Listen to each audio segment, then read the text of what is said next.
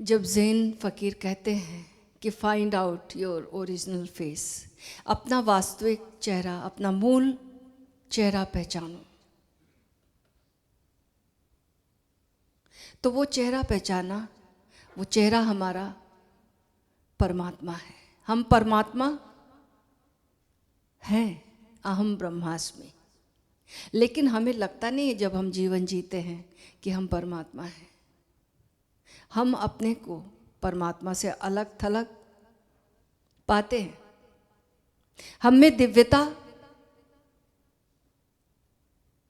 झलकती नहीं है। इसका कारण सिर्फ और सिर्फ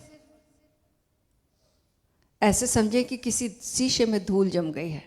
इस सामने के शीशे में आर पार हमें अगर ना दिखाई दे तो सामने जो दृश्य है वो मौजूद नहीं है, ऐसा नहीं है। शीशा साफ करना होगा। ठीक ऐसे ही हमारा मूल चेहरा अगर हमने पहचानना है, अगर हमें अपने स्वरूप में जीना है, अगर हमें अपने स्वभाव में जीना है, तो हमें ये शीशे को साफ करना होगा। ये जो धूल जम गई है, ये जो गर्त जम गई है, बस इसकी सफाई कर लें तो हम पाते हैं कि सब कुछ आर पार पारदर्शी हो गया है, ट्रांसपेरेंट हो गया है सब कुछ। तो ये जो सफाई है, कैसे हम ट्रांसपेरेंट हो जाएं? अशुद्धि क्या है? बाहर से जो भी चीज आकर मिल गई है वो अशुद्धि है। और शुद्धि जो है उसके लिए हमें क्या करना है?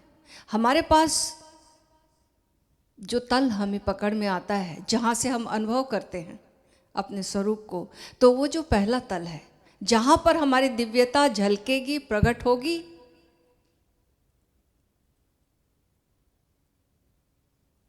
और जीवंत होगी। तो उसके लिए हमें क्या करना होगा? तो जो शरीर है, पहला तल है, उसका हम शुद्धिकरण कैसे करें? शरीर के शुद्धिकरण में सद्गुरु ओशो ने हमें अंतर यात्रा में जो बातें बताई, जो कीमिया बताई, जो विधि बताई शरीर शुद्धि की, उसमें 3 बातें उन्होंने बताई कि कैसे हम सम्यक भोजन लें, सम्यक आहार लें, कैसे हम सम्यक निद्रा लें, और कैसे हम सम्यक व्यायाम करें ताकि हमारे शरीर की शुद्धि हो जाए। तो सम्यक आहार, सम्यक भोजन, आहार में उन्होंने उसको और बड़ा रूप दिया है आहार का, कि केवल भोजन से ही संबंधित नहीं है। जो भी इंद्रियों से हम आहार ले रहे हैं, भीतर ले रहे हैं, इंटेक कर रहे हैं, वो सब आहार है। तो उसके प्रति जागरूक होना, हम क्या असम्यक कितनी चीज़ें अपने भीतर डाल रहे हैं, जब हम उसके प्रति जागरूक हो जाएंगे तो अपने आप हम शुद्धिकरण को उपलब्ध हो जाएंगे। सम्यक आहार में ऐसा आहार जो हमें हमारे शरीर के होने का एहसास दिलाता है, जो हमारे शरीर को भारी करता है, जो हमारे शरीर में ऐसा कुछ पैदा करता कि हमें अपने होने का शरीर के कारण पता चलता। वो जो रेस्टलेसनेस है उसके कारण हमें, वो जो भारीपन है, वो जो सुस्ती है उसके कारण, वो जो गुरुत्वाकर्षण है, ज़मीन हमें खींच रही है, बोझ जैसा सब कुछ लगने लगा, उसके कारण अपने होने का एहसास होता है हमें। तो ये जो भोजन हमें ऐसा करा रहा वो सब अशुद्ध है, और उसको लेंगे तो हमारी अशुद्धि शरीर की बढ़ेगी। तो अपना अपना भोजन और अपने अपने भोजन की सम्यकता, क्या हमें सूट करता है, क्या हमारे लिए सम्यक आहार है, उसके प्रति हमें जागरूक होना होगा। बहुत जागरूक इस बात के प्रति भी होना होगा कि मनुष्य जो शरीर है वो शाकाहार के लिए बना हुआ है, मांसाहार के लिए नहीं। इनकी अगर आंत को देखो, हमारे पहले दादा परदादा, हम जहाँ से पैदा हुए हैं, समझो जहाँ से हमारा उद्गम हुआ, हम वानर से आए हैं, तो वो सब शाकाहारी ही तो रहे। और अब जब हमारी आंतों को हम देखें तो इनकी जो लंबाई है, ये लंबाई बताती है कि हम शाकाहारी हैं। जो मांसाहारी जो जीव बने हैं उनकी आंतें छोटी होंगी, उनकी आंतें छोटी होती हैं, हमारी आंतें बहुत बड़ी हैं, हम शाकाहार के लिए हैं। और ये भी खोज की गई है कि जो शाकाहार पीढ़ी दर पीढ़ी लेते हैं उनकी बात ही कुछ और होती है, उनका शरीर विशेष रूप से शुद्ध होता है। और जो मांसाहार वाले लोग हैं उनका शरीर एक विशेष अशुद्धि से भरा हुआ होता है। फिर सम्यक व्यायाम जो बताते हैं ओशो कि हमारे शरीर की जो जितनी बेचैनी है, ये जो शरीर दौड़ने के लिए बना था, ये जो शरीर भागने के लिए बना था, श्रम के लिए बना था, वो हम करते नहीं हैं। तो उसके कारण जो हमारे भीतर तनाव पैदा होता, जो हार्मोन से इकट्ठे हो जाते हैं, उनकी ग्रंथियां जो बन जाती हैं, क्योंकि अगर हमें गुस्सा आई तो हम गुस्सा नहीं कर सकते, वो शरीर में ही इकट्ठा होता है। हमें जब क्रोध आया था, हमें जब भय पैदा हुआ था, तो भागने वाले हार्मोन्स पैदा होते थे, वो हमने यूज़ नहीं किए, तो वो सारी ग्रंथियां बन जाती हैं।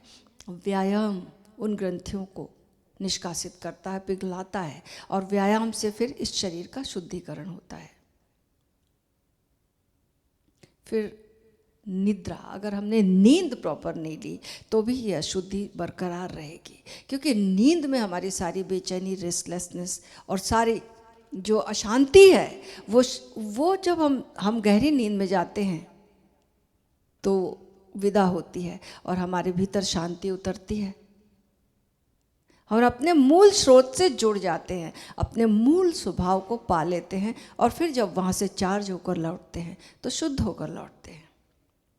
ये तो हुई शरीर संबंधी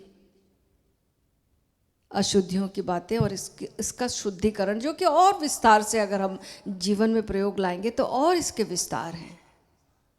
फिर इसके बाद ही यही काफ़ी नहीं है, दूसरा शरीर भी है हमारा, हमारे होने के कई तल हैं। तो एक तो ये स्थूल शरीर पदार्थगत जो अन्नमय काया हो गई, जो कि अन्न से बनती है, तो अन्न के प्रति, अन्न से हम इसे शुद्ध कर सकते हैं, अन्न ही अशुद्ध करता, अन्न ही इसे, आहार ही हमें, और अन्न ही इसे शुद्ध भी कर सकता है। तो दूसरी जो काया हमारी इलेक्ट्रिकल बॉडी, जो ऊर्जा शरीर है, ये ऊर्जा शरीर भी शुद्ध कैसे हो? क्योंकि ये जो स्थूल शरीर भारी हो गया है, इसका भारीपन, ये भी, इसका असर यहाँ भी आ रहा है, इस शरीर पर भी आ रहा है, ऊर्जा शरीर पर। हमारी भावनाएं इसे अशुद्ध कर रही हैं, हमारे विचार इसे अशुद्ध कर रहे हैं। तो इसकी शुद्धि कैसे हो, इस सूक्ष्म शरीर की शुद्धि कैसे हो? तो प्राणायाम इसे शुद्ध करते हैं। और प्राणायाम, ये जो सूक्ष्म शरीर है, इसके शुद्ध होने की विधि, इसमें जो चक्रास हैं, इस सूक्ष्म शरीर में है, मूलाधार चक्र, इस चक्र से ही सारा मैनिफेस्टेशन इस स्थूल शरीर में आता है। स्वाधिष्ठान है, इस चक्र से ही इसके सारी इंद्रियों में सारा मैनिफेस्टेशन जो हो रहा है, जो काम हो रहा है, इसके कारण ही हो रहा।